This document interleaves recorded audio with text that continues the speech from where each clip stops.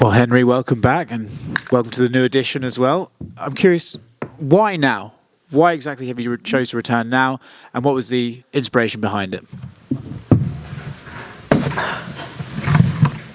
Because it's easy money. Who's on that? Okay. Because it's easy money. Because it's easy money, and I watched these guys fight after coaching some of the best guys in the world: Jones, Demetrius Johnson, Zhang Wei Li, Davison Figueiredo, Yuri Prochazka. I started to understand my talent a little bit more. And I know there is a window. I know there is a gap where I really do have to say goodbye. I'm 36 years old or 36 years young, and I feel good. I feel really good. I love the challenge. I love the fact that people are going to doubt me. And I think that's another reason why I'm back too. You know, it's I love being the underdog, like I've been my whole life. And I think that's why. And I personally think Aljamain just sucks. I watched your last press conference in Jacksonville when you announced your retirement, and you said you want these guys to go and kill each other, and you named people like Aljamain, Peter Yan, Corey Sandhagen.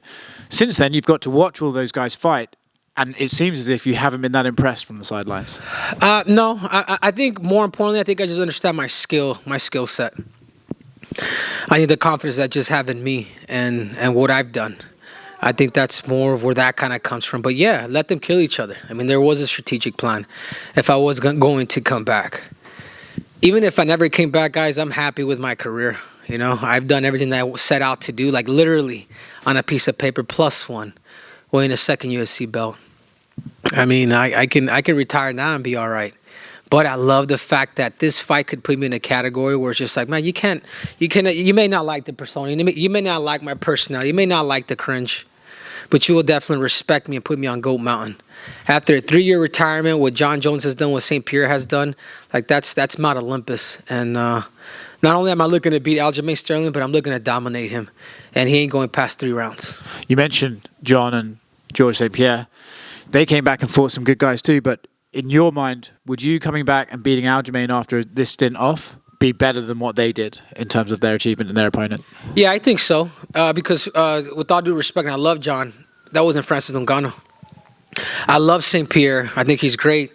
But he also, you know, that wasn't the best guy in the world at that time, with all due respect. You know, he picked the right opponent. I'm coming in. I'm literally getting the number one ranked guy in the world, which happens to be Aljamain. And I love that challenge. And I knew it was premeditated that within a year that I'm more likely I was going to fight. So I put my name in that hat. I forget when it was. Was it in April? It was about a year. I knew that within that time that I was going to fight within a year. Like I just knew how this stuff was going to work. So yeah, I've been retired for 3 years, but really I've been retired for 2. Because this whole last year I've been training. This whole last year I've been studying. Those last 2 years I've been training the best in the world. And just the accumulation of knowledge that I've experienced, it's like when my mind is turning, Ali said it yesterday, it's like, Henry, you're so much more dangerous when you start thinking and your mind starts winding, like people don't understand. Yeah, I may grow a gut. I may like fried chicken like Daniel Cormier. But I can compete. I can compete with anybody, and I do believe I am the greatest competitor of all time. You mentioned your mindset there and how dangerous you are when it starts whirring. You also just said that Aljamain kind of sucks. So when you look at this fight with your analysis brain on, where does he have strengths? Where is his weaknesses, and where do you thrive? Aljamain's greatest gifts is his transitions to his submissions. Whether he's taking the back or he's going after the neck, he's super quick in those positions. He telegraphs a lot of what he does. I can see it from a mile away. I'm not impressed by his distances off, and I'm looking to expose that. I think he's tough. He's gritty. He is gritty, you know. But I think his technique is flawed, and if he thinks his length, his weight is going to be an issue, he's in trouble. He's going to have to wrestle. He's going to be forced to wrestle. He's going to be forced to take risks, because that's the only way that he's going to try to beat me. That's it. So I know the game plan. Whether he has a great game plan, he's the same guy. He's a freestyle fighter. Even if he does have a plan, he's going to throw shit against the wall. He's just going to go. You know, and we're expecting that. So the key is to stay disciplined, stick to the game plan, and take him out. And last one from me, it would seem that Sean O'Malley would be next for you, but I know Alexander Volkanovski is someone you've always wanted to fight and get that third title. Are you okay with O'Malley, or are you going to say, listen, guys, I came back, I beat this guy, I want what I want? No, of course. He's next. I wouldn't mind 2 tune-ups before I go against Alexander Volkanovski. You know, Sean O'Malley, he's that dirty Q-tip. You know, he's a privileged brat. I think we all know that. And I'm going to hurt him. But first things first, Aljamain's first. And I know he's confident, but I know deep down inside he respects me a little too much, and he's gonna feel that. He's gonna see the competitor that's gonna come out, and once that cage locks, he's gonna lock into my eyes. He's gonna see what I'm made out of. So, Sean O'Malley is next, and I like that fight. I love the fact that he's tall. I love the fact that he's popular, and I'm gonna hurt that dude. Henry, you had a bit of an encounter on Embedded with Aljamain in the lobby. Can you just tell us what that was like when you're actually, in that moment? Yeah, Did you find know what? it He strange? got me. I'm kind of pissed at myself afterwards. I'm like, man, this dude, he just comes up, he just tries to butter me up. I don't like it. This is personal. Aljamain. Like, you can't do that, dude. You can't just, hey, I respect you, man, hope all is well. Inshallah. Do you feel like he was trying to play mind games there? No. I just think he wants to make it fun. That stuff doesn't work with me. But he did butter me up, where I was like, all right, man, best of luck. But in reality, I want to tear his damn face off. I don't like it. It is personal. He can buy me a beer after I beat him. And that's all there is to it. What does it say about your comeback? Aljamain, this division hasn't really headlined a ton of pay-per-views while you've been gone, but you come back and right away it's a pay-per-view main event. Do you think that's because you're the A-side here more so? Of course. I've already headlined 3. I've headlined ESPN, the first event with TJ Dillashaw. I headlined my first title defense at bantamweight with Marlon Moraes, and then I'm coming back after the 3-year layoff. Why do I deserve this? It's given I am the A-side. And those who think because of his size, man, you guys have something coming. So you're 36 years old now, and I don't know if you've seen... 36 years young. I don't know if you've seen the statistic that says fighters between flyweight and welterweight who are over 35, they're 2-22, and the only 2 wins were by Tyron Woodley. What do you think that kind of says maybe about the challenges of being a bit of an older fighter in these divisions, and what makes you different? Well, there's some pretty harsh stats, dude. I mean, look at Glover Teixeira. But none of those guys have an Olympic gold medal. None of those guys are double champs. I mean, look at what Cormier, look at what Randy Couture. I come from that lineage. I come from that cloth. I feel better today than I've ever felt before. I really do. I'm twitchier. I'm faster. I'm smarter. I'm just firing at all cylinders. My weight is good. I've mimicked my fights for those who think ring rust. Like, that's an attitude. I've mimicked every single fight camp, every single Saturday. I mimicked having a referee in there, having a judge in there, having a crowd in there, of literally giving me that live situation where I could feel those nerves. This is normal to me. I have over 1,000 wrestling matches.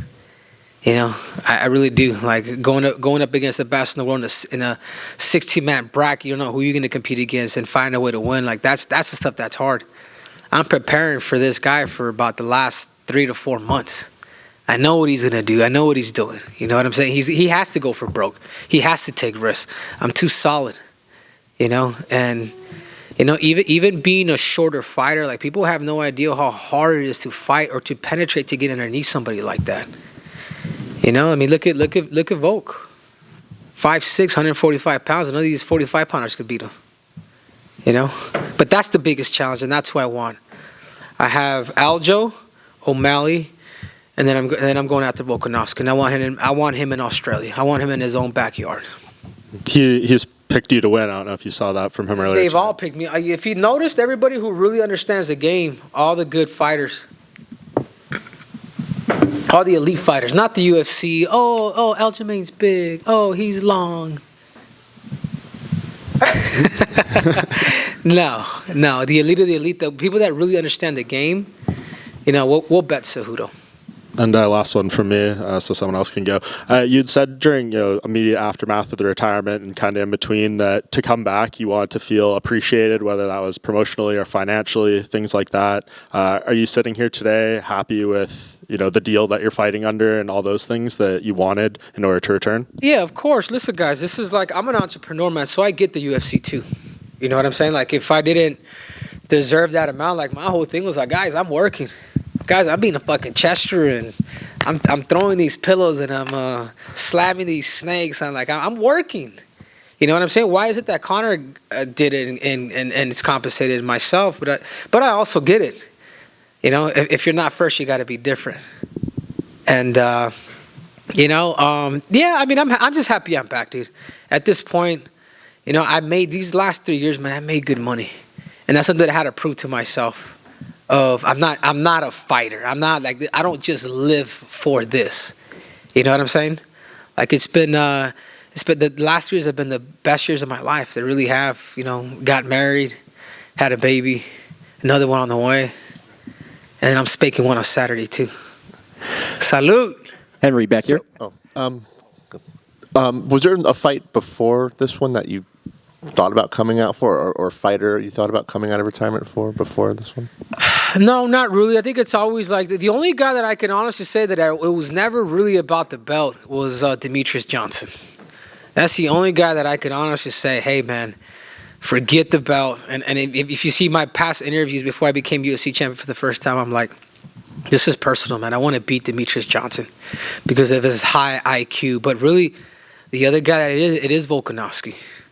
You know, I may talk all this stuff. I may call him Alexander the Average.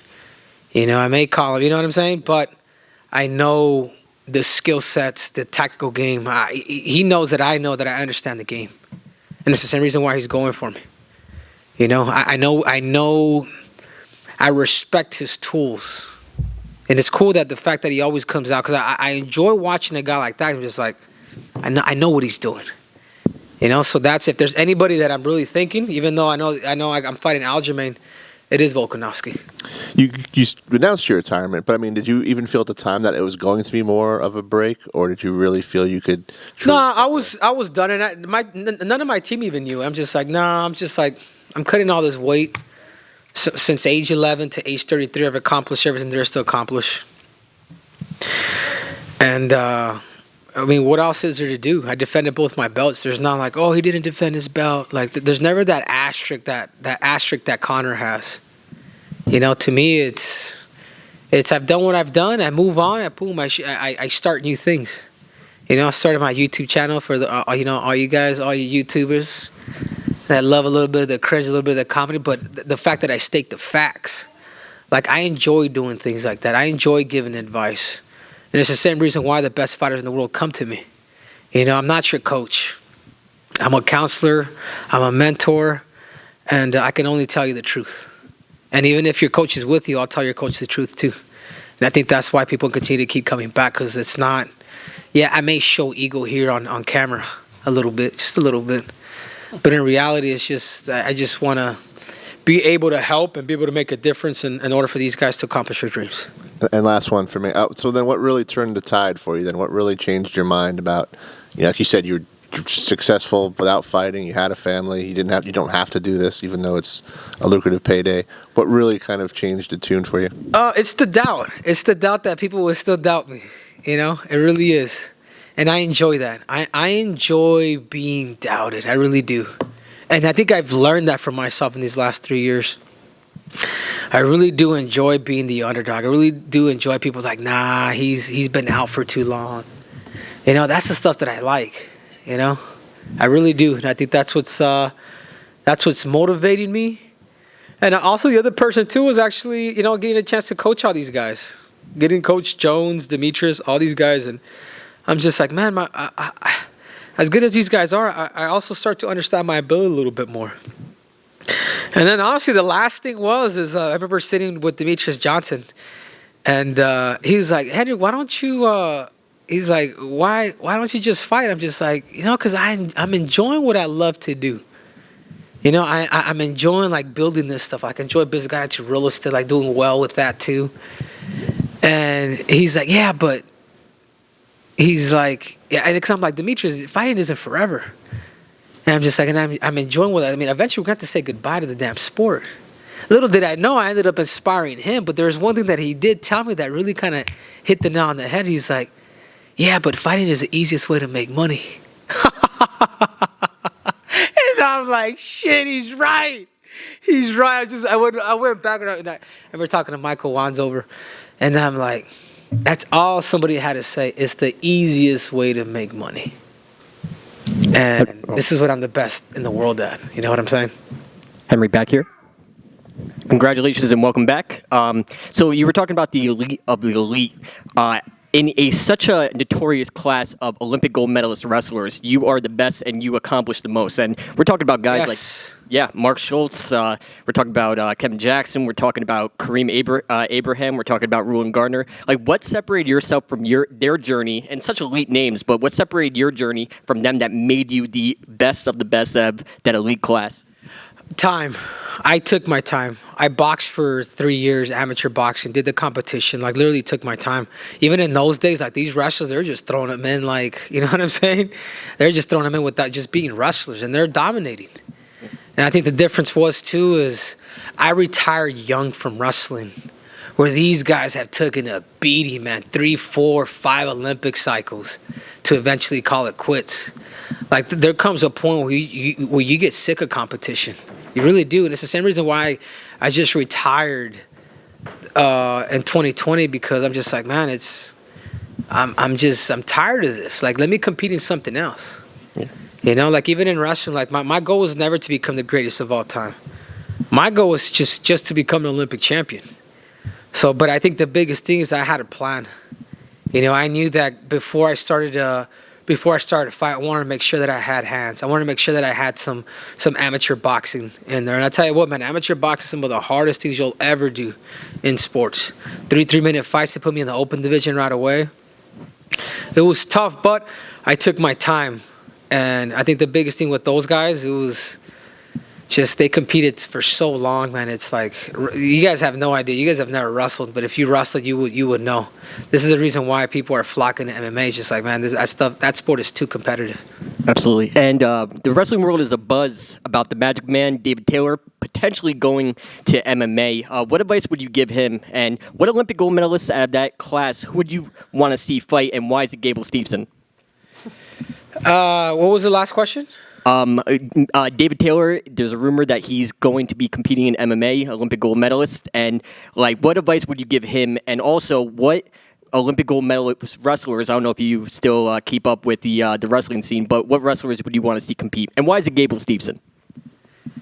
I think with David Taylor, I think he's. Honestly, I think these guys need to come to talk to me.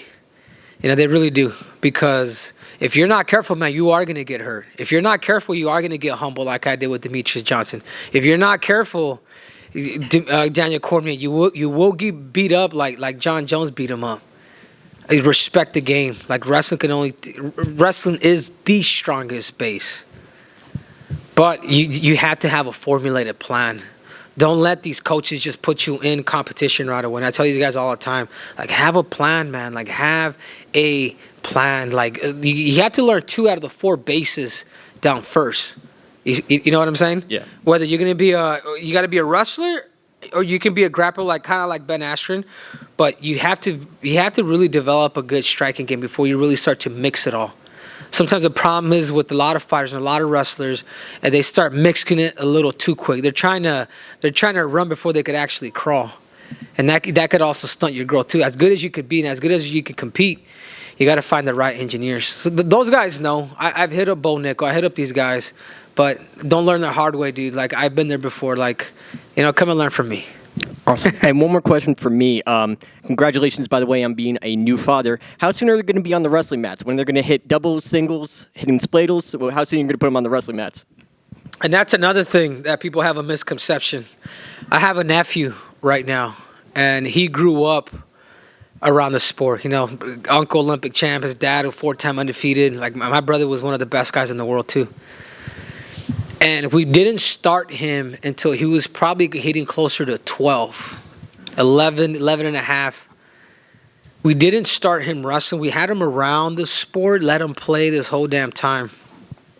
Because we knew that once he decided to wrestle, he was in. You know what I'm saying? Like, you become a gymnast, like, where you're a professional now, man. Like, there's no more going back to where the cat never catches Tweety. You know what I'm saying? Like, if you do decide to wrestle, this is what you have to do. Within 2 years, the kid won Tulsa Nationals, #1 in the country for his age group. You know, there's a method to this stuff, and if you're able to parent your kids and do it correctly, and if they love the sport, I mean, the key is to win. And I can only lead my nephew, Pablito, as an example. Thank you so much for your time. Henry, in the countdown, Aljamain said that he believes that you quit because you feel that the competition was too tough. What's your response to that? Yeah, quit. He's babysitting my belt. I quit. No, not at all. I mean, Aljamain is just trying to see what shit sticks to the wall, dude. Like, I appreciate a little bit of his cringiness, but no, man, he'll find out. And just your thoughts on Volkanovski and Rodriguez, that fight that's coming up. Yeah, I think that the toughest fight that Volk will have is Yair, and I do believe Yair has that chance to actually beat him. Long leg kicks, if he's able to keep him at bay. If Yair's able to be a little more tactical with his kicks and really invest in something, rather than just fighting, because it's 5 rounds and Volkanovski's got a gas tank. But if he's able to do that, I think he could easily beat Volk. As much as I would hate to fight a Yair Rodriguez. Just the length on his kicks. Obviously, you know, we know each other, but just the length on his kicks, and you know what I'm saying, just super quick. Like, Yair's a problem. And if Volkanovski thinks he's just gonna run through him, he better have a really good game plan. But I do believe that Yair does have that chance to actually beat him if he's able to really hone in on his threshold and not use so much violence, but be very calculated when he throws his kicks and punches. Henry, in front of you here, you've mentioned Conor a couple of times today. How serious do you think he is about making a comeback? And I know that you two have had your back and forth, but would you maybe be willing to work with him as well? No. I think he's offended too many of my good friends. You know, at first, I was kind of a Conor hater. Then I became a fan. I'm like, you know what, this dude, he won me over. But I think he took things a little too far. With you know, talking about Khabib's father, you know, after him passing, you know, calling my manager a rat, a terrorist, all that. Like, to me, like, I get sports and I get the entertainment side, but that's just a little too much for me. What I've done a fight feedback on him. If he was smart, he'd watch it. And I think the biggest things that Conor could do is adjust his stance. He's too heavy on that lead leg. He needs to go back to he's not an attacker. Conor anticipates and he counters well. Start bringing people into you, man. Like, Conor doesn't always, like, notice when he started just getting a little too aggressive, started coming into a little too forward, and then people started kind of understanding his bluff. He throws too much power. And I think he needs to go back to his analogy of power beats. What was it? Precision beats power. Yeah, precision beats power. What was the other one? Timing beats speed. Exactly. But his distance is off right now. His position is off. I mean, he needs to go back to my fight feedback. He's responding to a lot of my stuff when I do, like, breakdowns on him. I know he would like it, but I just couldn't, man. I couldn't do that to Khabib nor Ali. And when in 2019, when you became the double champ, your teammate Pitbull did the same thing over in almost around the same time. Do you think there's a chance maybe when you become C4, he's also going to become a triple champ in Bellator? Oh, 100%. And I tell this to people all the time. It's like, if there's one fighter that's amongst the greats that I admire, that I've stole his style a little bit, it is Patricio Pitbull. You know, I did steal his stance from him. I did steal a lot of the stuff that he was doing. I'm just like, man, this dude, he went from a brawler to being a tactician. And I do believe that Patricio will become the first triple champ in MMA history. He's smart, man. He's if you guys really understand him, he's smart and he's a freaking killer. Like, you guys have no idea what that dude is. Like, he's a killer, man. And he's a calculated killer. And I think that's where I've been able to really make my growth with the Pitbull brothers out of Natal, along with my coaches over here, Eddie Cha, Captain Eric Alberison, Santino DeFranco, Everton Lopez out at Fight Ready. You know, we create the perfect storm. Like, we're constantly adding people to the game. We're constantly adding new arsenals, whether it's technology or game planning, little things that we can do that's going to give us the edge in this fight.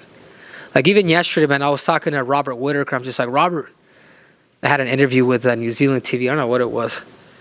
But I'm like, mate. I'm like, Robert. And the dude was like, hey, give me a motivational Monday, one of the guys. And I'm just like, man, I'm going to do one right now for Robert Whittaker. I'm like, Robert Whittaker, your next fight with Israel Adesanya, adjust your stance. Don't be so heavy on it. The first time you fought him, that first round was pretty until you decided to exchange with him. And when you started to exchange with them is when you got in trouble. I says, learn how to use your leverage, man. Find a good folk-style wrestling coach. Know when to transition to positions where you're going to end up in better. You know what I mean? Like, because there's a lot of times where he was sagging down Israel, and I'm just like, you lost the position, dude. Go to the front headlock him. You still got time to get there. Or be able to snatch wrists right away. Learning where to distribute your weight. And, it was cool because Robert was able to respond to be like, man, I think I'll take you up, mate. I think I'll take you up. So maybe after this fight, maybe me and Robert could do something. Henry, over here. You decided to bring your daughter with you up to the stage. She was only here a little bit. Yeah, she didn't want to. She didn't want to. She didn't want to leave. She's gonna start crying, dude. So she's pretty well behaved right now.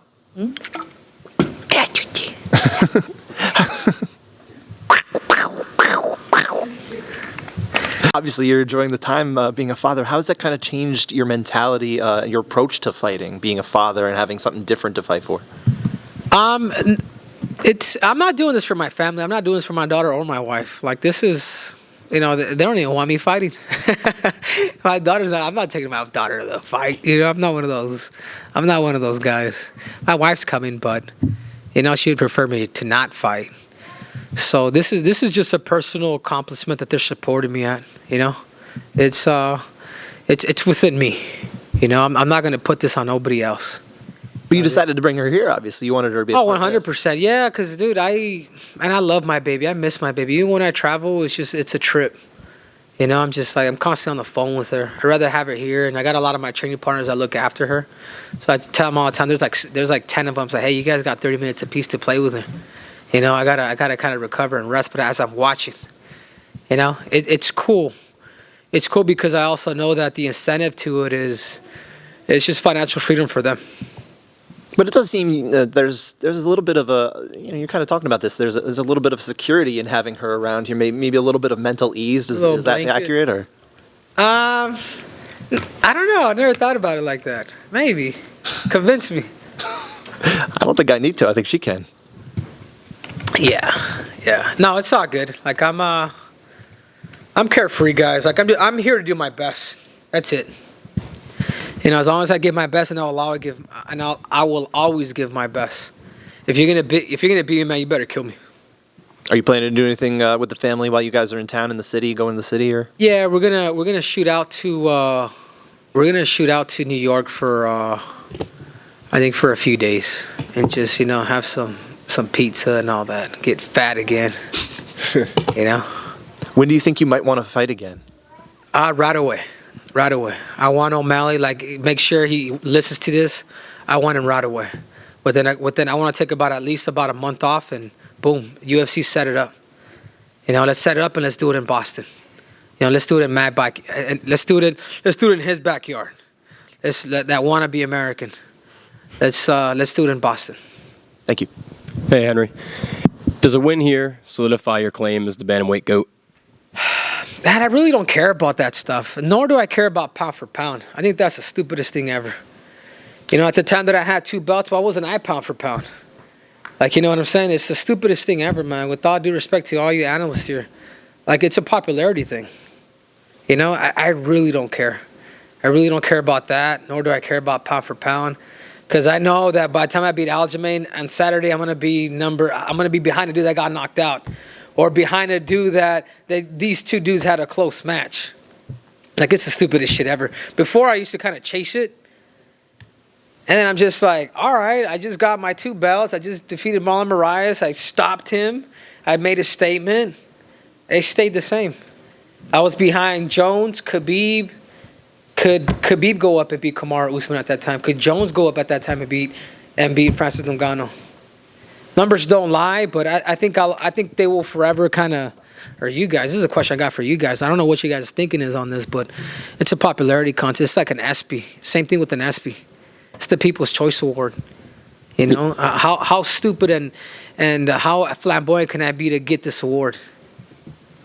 No, I totally get that perspective, and obviously. Yeah, so you guys don't even rank me after this with the pound for pound stuff, because that's just fucking, it's gonna piss me off, dude. I ain't trying to be number 4 or number 2 or number. I'm 1 or nothing. And obviously, you just mentioned you're excited for an eventual Volkanovski matchup. Now, if Yair were to beat Volkanovski, does a main event with you two fighting for the featherweight belt in Mexico interest you?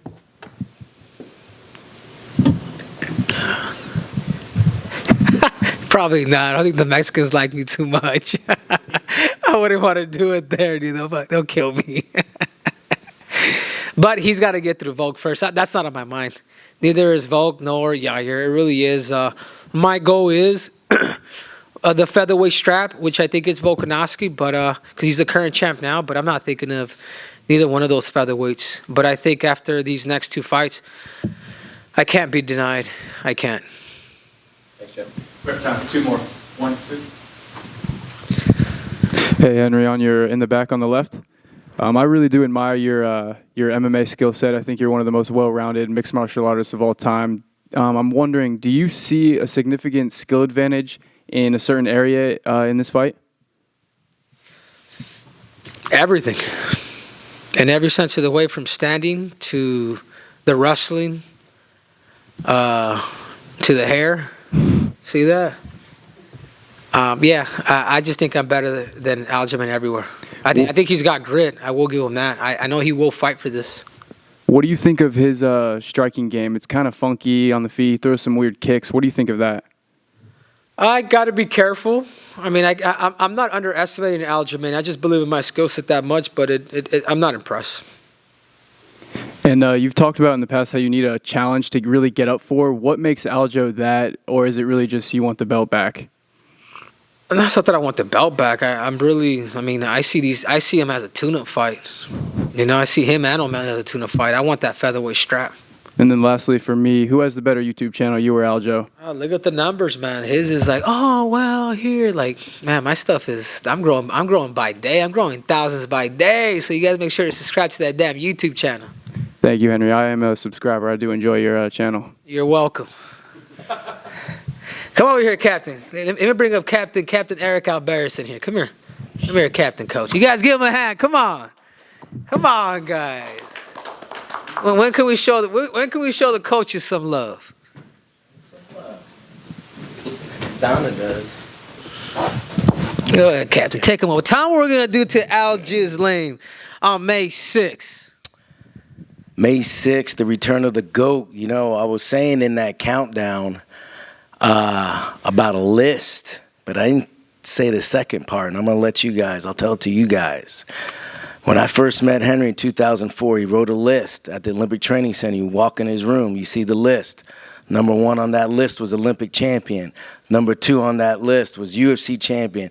Number 3 on that list was world's best father and husband. He completed that list. P.S. There's a new list out. It's a hit list, a black list.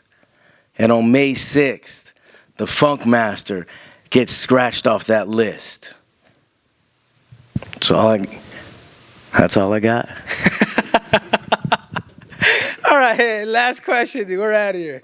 Last question. Henry, one last question for you back here. You were talking about boxing earlier. What boxer or boxers have influenced you the most, and why? That's good, man. A lot of the boxers that really influenced me were like, back in my heyday, early 2000s, because I grew up watching boxing. Marco Antonio Barrera, Eric Morales, but the one that really took it all, man, is Manny Pacquiao. Manny Pacquiao, to me, he's the greatest of all time. 8 division champ. Is not the Floyd Mayweather undefeated, the guy that protected his record, the guy that was padded. Yeah, great defense. He's one of the greats, but numbers don't lie. And I want that Manny Pacquiao. I've taken that influence from him of becoming, a 3 division champ in the UFC, and he's a big inspiration for me in combat sports. So if there's one guy that I could really say, I'm just like, man, he's the greatest of all time, the best of the best, at cream of the crop, it's Manny Pacquiao. Thank you, Henry. I said, I'm out.